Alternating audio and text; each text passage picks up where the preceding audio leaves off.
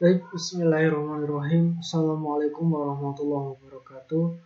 Wassalatu wassalamu ala asrafil anbiya'i wal mursalin wa ala alihi wa sahbihi ajmain. Amma ba'du. Alhamdulillah teman-temanku, ini adalah uh, mata kuliah pertama ya untuk teman-teman di mata kuliah tipografi ya, benar ya. Tipografi ya.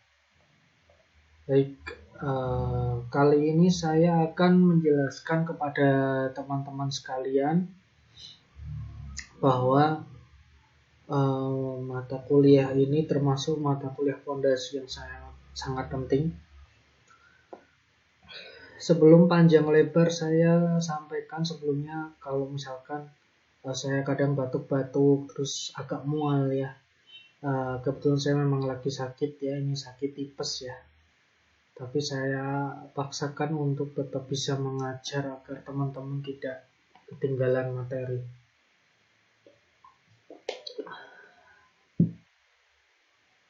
Baik teman-teman, hari ini mungkin ke perkenalan dulu ya, dimana mata kuliah ini bukan mata kuliah yang bisa dianggap remeh karena tipografi itu selalu penting dan sangat penting. Sebelum saya memberikan definisi apa itu tipografi secara menyeluruh, kurang lebih saya akan memperkenalkan tipografi itu bagaimana kita mengelola font ya, bukan membuat font. Mungkin ada sedikit modifikasi, mungkin ada sedikit penataan, bukan sedikit ya, memang menata font ya, menata font sehingga susunan font baik bentuk maupun warnanya dan semua aspek visualnya itu sesuai dengan konten dari apa yang ingin kita sampaikan. Nah, itulah pentingnya tipografi ya, teman-teman.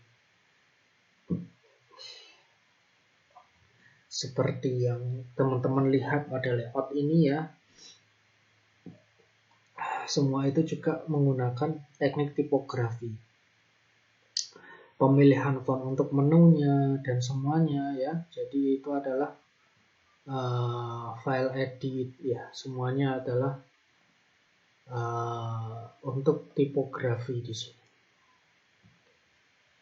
Nah, tidak bisa dipungkiri bahwa tipografi merupakan ilmu yang sangat-sangat penting ya. Saking pentingnya ini tidak bisa lepas dari DKV, makanya sangat-sangat penting. Ya, jadi kurang lebih tipografi adalah ilmu untuk mengelola atau menata font ya. Mengelola atau menata font, di mana font tersebut nantinya kita akan gunakan sebagai media desain untuk pelengkap karya-karya desain kita. Atau justru malah font tersebut merupakan objek utama pada karya desain tersebut. Nah, pada mata kuliah tipografi ini kita nanti akan mengupas tentang definisi, pengertian, ya.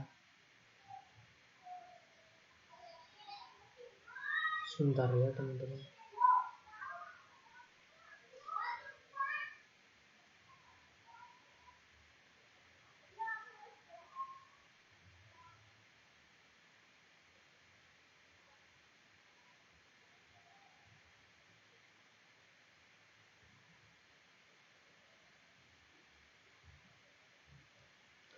Ya, jadi nanti kita akan mengupas tentang definisi, pengertian, fungsi tipografi, jenis font itu apa aja. Ada font sans serif, ada font serif. Kemudian sejarahnya. Nah, kemudian baru nanti kita mulai memperbanyak praktek. Praktek dalam bentuk untuk tugas teman-teman. Ya, jadi seperti itu.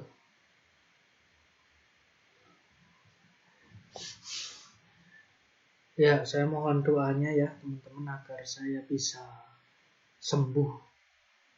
Karena kalau sakit seperti ini mobilitasnya sangat terbatas. Baik, mungkin hari ini langsung saya sampaikan. Si Akad lagi down ya, saya tidak tahu kenapa.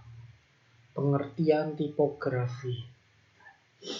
Tipografi adalah suatu kesenian dan teknik memilih dan menata huruf dengan pengaturan penyebarannya pada ruang yang tersedia untuk menciptakan kesan tertentu guna kenyamanan membaca semaksimal mungkin. Baik, jadi tipografi itu sebenarnya ya adalah ilmu untuk menata huruf atau font.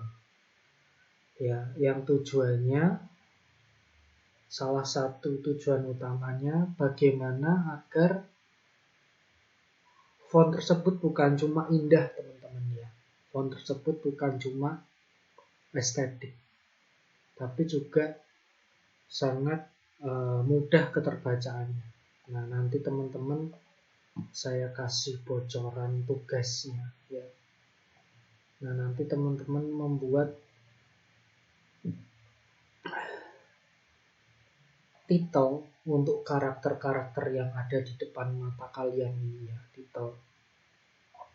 titel untuk Protector, untuk Eternal, untuk Silver Rider ya. Saya buat beberapa contoh titel. Nah, nanti teman-teman bikin versi baru. Nah, jadi seperti ini. Nah, meskipun ini terlihat bergaya ya, futuristik, tapi tetap bisa dibaca ya kan, masih mudah dibaca. Dalam ukuran kecil pun masih bisa dibaca, Eternal. Nah, jadi itulah salah satu tujuan dari ilmu tipografi. Kita membuat sebuah seni penataan font atau huruf, mana huruf itu menjadi serasi, huruf itu menjadi match dengan konsepnya, dan tetap nyaman untuk dibaca. Nah, itu yang paling penting ya teman-teman ya, kenyamanan dalam membaca. Kemudian sejarah tipografi. Nah, sejarah perkembangannya, tipografi dimulai dari penggunaan piktogram. Bentuk bahasa ini antara lain dipergunakan oleh bangsa Viking, Norwegia, dan India Sioux. Nah, sekarang kita cari tahu piktografi itu apa.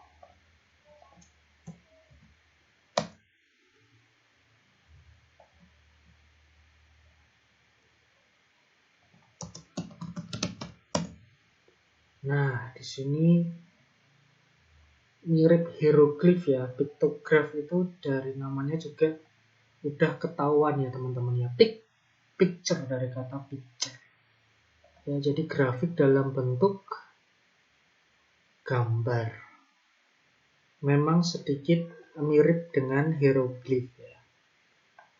Tetapi piktograf itu saya rasa lebih kompleks lagi bentuknya. Jadi digunakan pada peradaban Norwegia dan Indian Sioux. Di Mesir berkembang menjadi jenis huruf hieratia yang dikenal dengan nama hieroglif pada sekitar abad 1300 sebelum Masehi.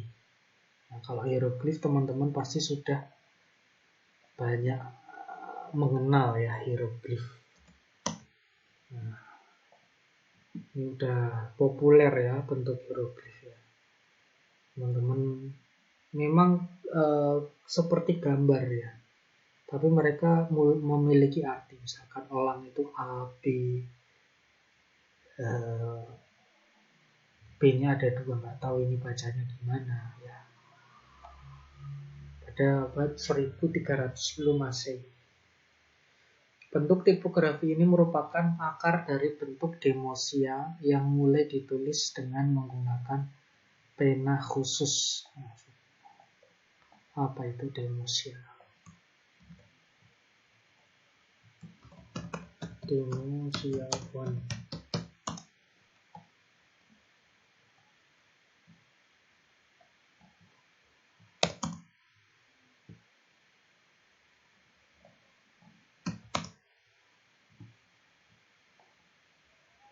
Ya, jadi ini Demosia ini sedikit simplifikasi dari hieroglif ya. Kemudian yang mulai ditulis dengan menggunakan pena khusus. Bentuk tipografi tersebut akhirnya berkembang sampai ke Kreta, lalu menjalar ke Yunani dan akhirnya menyebar ke seluruh Eropa.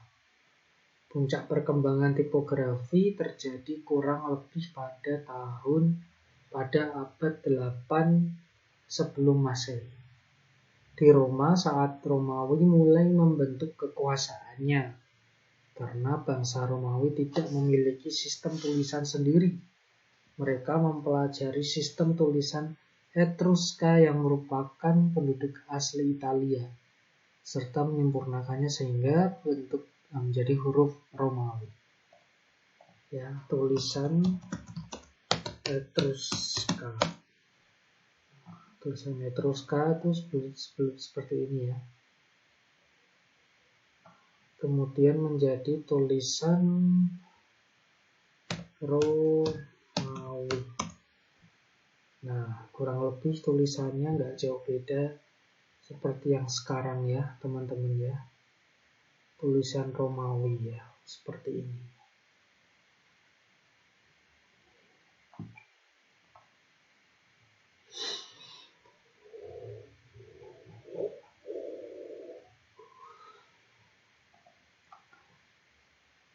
Kemudian sejarah perkembangan tipografi dimulai dari penggunaan piktograf. Bentuk bahasa ini dipergunakan oleh bangsa Viking dan Norwegia. Kemudian tipografi yang dari Yunani ya, yaitu typos ya, dan grafin. Tipografi merupakan seni dan teknik dalam menyeleksi dan mengatur font dan ketikan ya. Jadi di situ setelah ditemukan berkembang ya, kalau huruf Romawi ya berkembangnya sampai seperti sekarang ya, alfabet Romawi ya, alfabet Romawi ya berkembangnya sampai sekarang seperti sekarang ini, nggak jauh beda, dan sekarang semakin disimplifikasi ya, jadi seperti yang teman-teman pahami ya, seperti yang kita pakai sekarang, gampangnya seperti itu. Tipografi berasal dari bahasa Yunani yaitu typos dan grafin. Nah, typos itu ketik daripada tik ya, grafin itu grafik atau gambar. Tipografi merupakan seni dan teknik dalam menyeleksi dan mengatur font tipe, font size, line length dan line leading, karakter spacing, dan word spacing untuk ditampilkan dalam suatu aplikasi media. Tujuan daripada tipografi yaitu yang pertama meningkatkan dan mengoptimalkan nilai untuk dibaca. Kedua, menciptakan hubungan yang kontekstual. Yang ketiga, memberikan informasi yang berarti dan menunjukkan hierarki. Yang keempat, menciptakan kesadaran dan menunjukkan keberadaan. Dan yang kelima, berkomunikasi secara emosional. Ya, jadi tidak bisa lepas bahwa seni rupa ya, tipografi itu bagian dari desain komunikasi visual yang tidak bisa dihindarkan ya, teman-teman ya. Jadi kalau saya gambarkan, mungkin teman-teman ini harus mengingat lagi ya. Jadi ada nenek moyang daripada DKV itu seni rupa. Kemudian seni rupa itu menikah dengan teknologi. Ya. Nah, teknologi lahirlah DKV. Nah, disinilah. Nah, DKV itu berarti perpaduan dari seni dan teknologi. Di situ ada tipografi.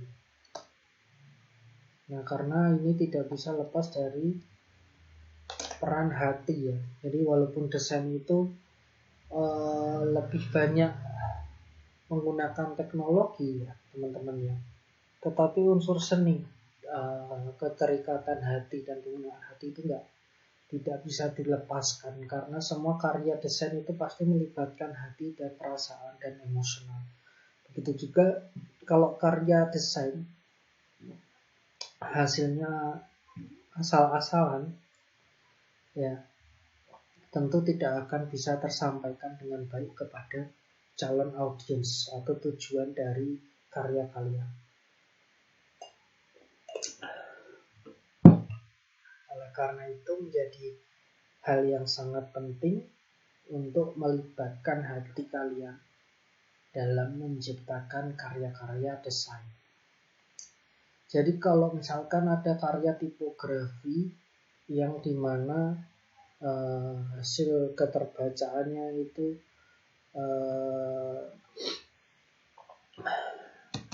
karya tipografi yang buruk,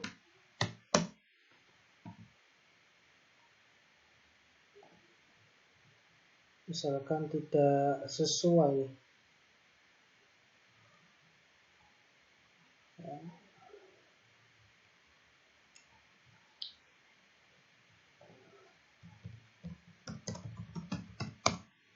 misalkan seperti ini aja ya, ya itu mungkin salah satu contoh karya tipografi yang butuh lebih ke seni ya teman-teman ya. Jadi belum tentu semua orang bisa membaca logo-logo metal atau underground seperti ini ya teman-teman ya.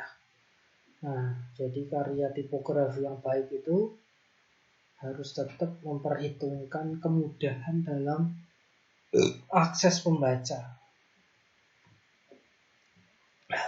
Nah, seperti ini. Kan kita susah bacanya ini seperti apa. Nah, itu lebih ke seni aja. Memang tujuannya bukan dibaca dengan cepat ya. Nah, kalau ini lumayan bagus ya. Power metal.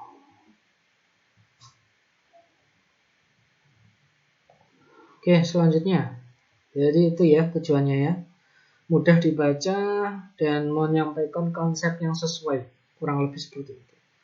Terus tipografi harus diseleksi dan digunakan dengan sepantasnya. Kita sebagai manusia berkomunikasi melalui apa yang kita lakukan dan yang tidak kita lakukan. Oleh karena itu, tipografi merupakan tool serbaguna untuk menyampaikan informasi. Nah, seperti yang saya sampaikan, beberapa karya desain tidak bisa lepas dari font dan tulisan. Ya, jadi itu menjadi tool yang tidak bisa terpisahkan ya teman-teman ya. Oleh karena itu tipografi merupakan tool serbaguna untuk menyampaikan informasi. Selain mengkomunikasikan makna sesungguhnya, tipografi juga menyampaikan asal atau origin, tujuan atau objektif, sikon atau lingkungan atau environment, dan waktu saat itu, point in time ya. Dalam desain komunikasi visual, tipografi dikatakan sebagai visual language, yang berarti bahasa yang dapat dilihat. Tipografi adalah salah satu sarana untuk menerjemahkan kata-kata yang terucap ke halaman yang dapat dibaca. Peran daripada tipografi adalah untuk mengkomunikasikan ide atau informasi dari halaman tersebut ke pengamat. Secara tidak sadar, manusia selalu berhubungan dengan tipografi setiap hari dan setiap saat. Pada merek dagang komputer yang kita gunakan, pada koran atau majalah yang kita baca, pada label pakaian yang kita kenakan, dan masih banyak lagi. Hampir semua hal yang berhubungan dengan desain komunikasi visual mempunyai unsur tipografi di dalam. Kurangnya perhatian pada tipografi dapat mempengaruhi desain yang indah menjadi kurang atau tidak komunikatif. Nah, itu menjadi catatan penting ya. Kalau tipografinya tidak benar, tidak sesuai dengan ilmu yang sesuai, ya, maka hasilnya menjadi tidak komunikatif. Ya, mungkin seperti contoh berikut ini ya.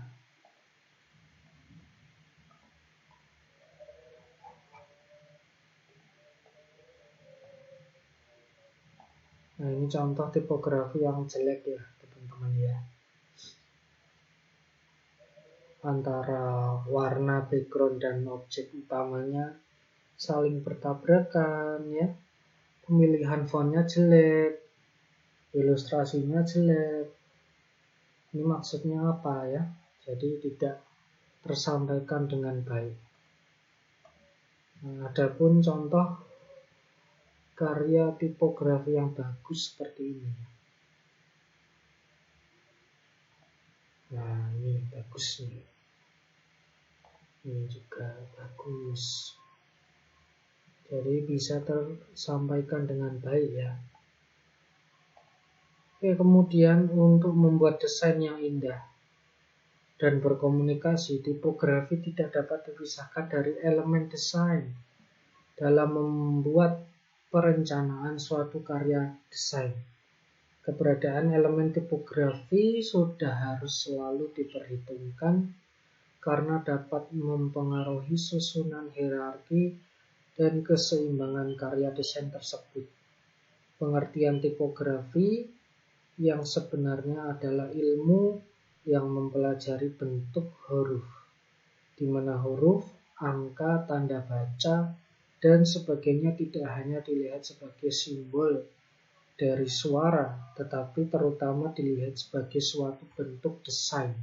Huruf O, contohnya, tidak terbaca sebagai huruf O, tapi juga dibaca sebagai bentuk lingkaran yang mempengaruhi bidang suatu karya desain, di mana dan bagaimana seorang desainer meletakkan huruf O tersebut dapat mempengaruhi legibilitas atau keseimbangan karya desain tersebut. Ya, jadi kurang lebih itu teman-teman. Sebagai seorang visual komunikator, desainer komunikasi, visual harus dapat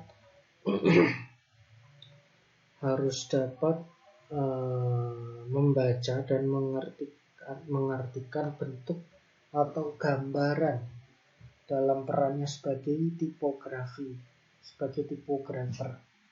Seorang desainer harus dapat mengetahui bentuk tipe yang bagaimana yang dapat menunjang arah desain dan meramalkan reaksi daripada pengamatnya. Bentuk huruf italik dengan warna emas misalnya sangat baik untuk digunakan pada sampul buku roman. Sebaliknya, untuk huruf Roman sans serif bold sangat cocok untuk poster-poster politik.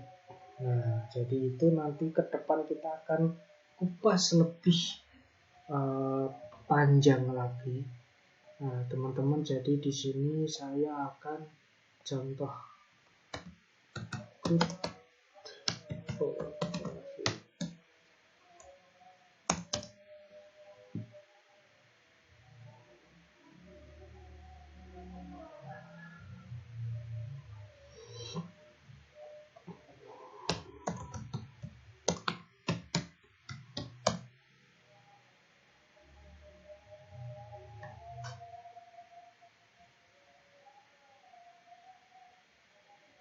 Di sini ya ada materi tambahan.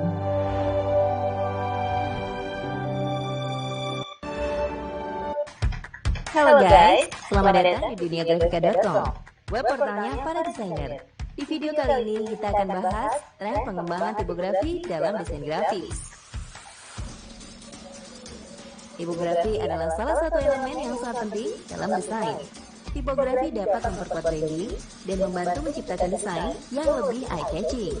Saat ini semakin banyak jenis pengembangan tipografi yang digunakan dalam desain. Mau tahu apa saja? Yuk simak tren tipografi berikut ini. 1. Handwritten font. Handwritten font di tahun 2018 ini akan semakin banyak digunakan pada setiap desain. Diadaptasi dari tulisan tangan, handwritten font akan semakin banyak bermunculan jenisnya, dan bentuknya pun akan semakin mirip dengan huruf yang ditulis menggunakan kuas. Handwritten font banyak digunakan pada undangan, clothing brand wanita, dan sampul buku.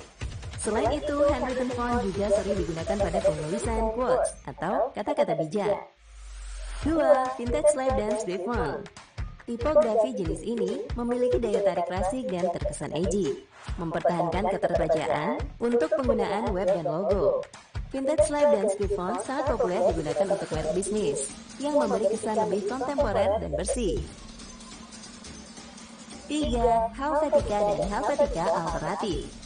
Jenis tipografi yang dirancang oleh Max Mazinger dan Edward Hiffman pada tahun 1957 ini merupakan golongan tipografi sans serif. Ada yang mengatakan bahwa popularitasnya terus berlanjut, namun hadir dalam bentuk terobosan jenis font yang baru. 4. Watercolor font. Revolusi tipografi yang satu ini juga tidak kalah menarik dan akan semakin populer di tahun 2018 ini.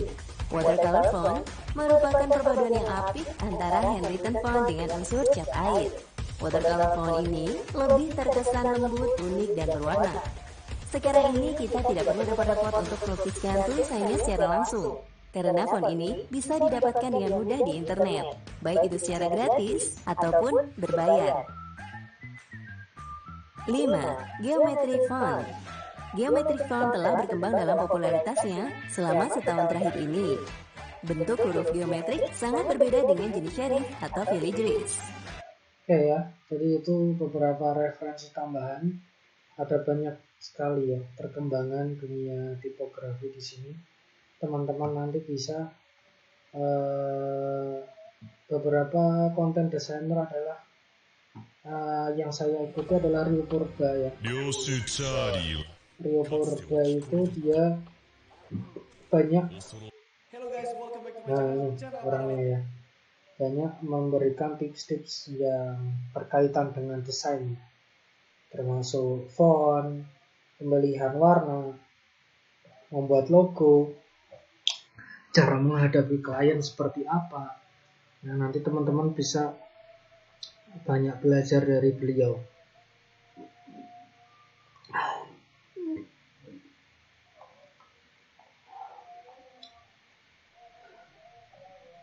Nah, ini konten dia. Nah, ada juga kalau di channel saya ya, Jempol Kreatif. Nah, di sini juga banyak tutorial ya. Di sini ada playlist, ada tutorial, ada musik, ada kuliner, ada tutorial, banyak banget ya. Ada film animasi, ada komunitas dan sebagainya. Nanti teman-teman bisa simak lagi. Oke, saya rasa itu teman-teman. Saya rasa cukup. Semoga bisa bermanfaat sebagai perpendarahan ilmu pengetahuan. Semoga teman-teman selalu semangat dalam berkarya dan tetap istiqomah dalam belajar ya. Doakan saya selalu diberi kesehatan ya. Kalau kita sudah berusaha menjaga kesehatan tapi takdirnya sakit ya, kita tidak bisa menghindari lagi ya, karena itu sudah menjadi qadar Allah ya teman-teman ya. Semoga kita selalu diberi kesehatan. Akhirul kalam, wassalamualaikum warahmatullahi wabarakatuh.